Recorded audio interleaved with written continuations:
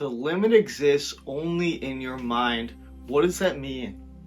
Limits arise only when consciousness identifies with the body, with the thoughts, with perceived limitation, with the story, okay?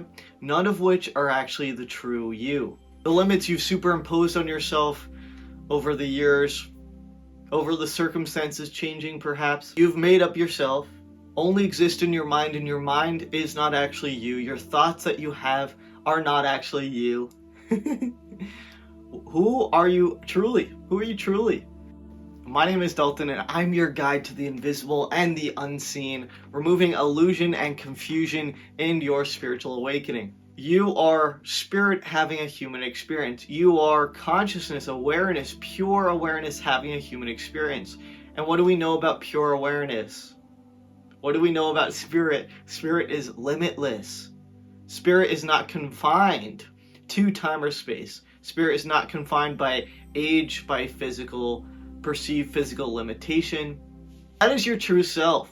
So how do limits occur? Limits occur when we start identifying with time, with space, with our body, okay, with a story.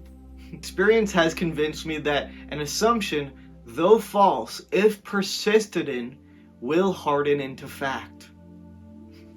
The truth of your life depends on the intensity of your imagination, not external facts. Let's look at a common example. Let's look at something that I struggled with for years and that I want to illuminate you on. Example I want to give is the lack limit. I'm going to give an example. There's a guy named Mark. Mark earns a solid income. His colleagues have 401ks, investments, things like that. But at the end of every single month, he seems like he never has enough. That it's always close to zero. That emergencies even wipe him out or even get him into the negatives. He feels money slips through his fingers. Oh my gosh. I can relate to this. For many years when I got my first place, I experienced this. Every single month I had close to nothing. And I would be like, why is this happening to me? Okay? Belief underneath this for Mark could be like, I have it now, but I'll lose it soon. And this belief can often stem from growing up in a household where money was unstable. Or maybe it's watching your parents grow up, stress about it, maybe borrow money, or even fight about money. Or even early experiences where having money was often followed by stress, loss, or even crisis. How this limit manifests could be where Mark doesn't create buffers, he doesn't create savings. He spends faster when the money comes in. And it's kind of like a subtle urgency to enjoy it before it's gone. He may even underprice his work or avoid negotiating pay rises, avoid negotiating promotions. And then he may even keep savings low if he does have savings, just in case.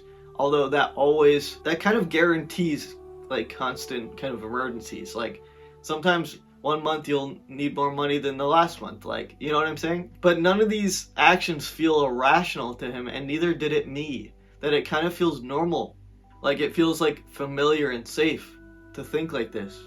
Because you kind of grew up like it, or you experienced it for a certain amount of time. The problem here isn't money, it's identity. But beliefs are powerful creative forces.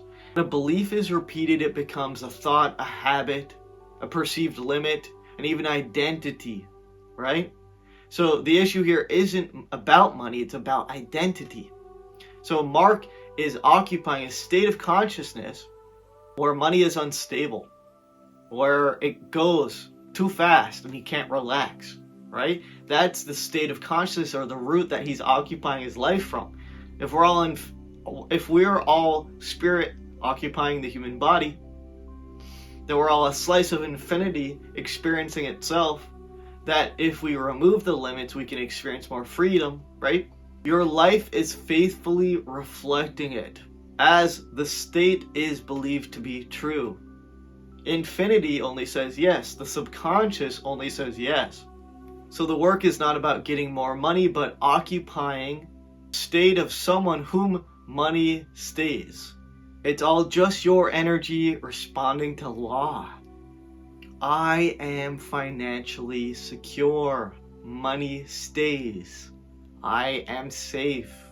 The subconscious accepts what you feel to be true. Here are some freeing examples of new states that you can occupy. Wow, these are awesome.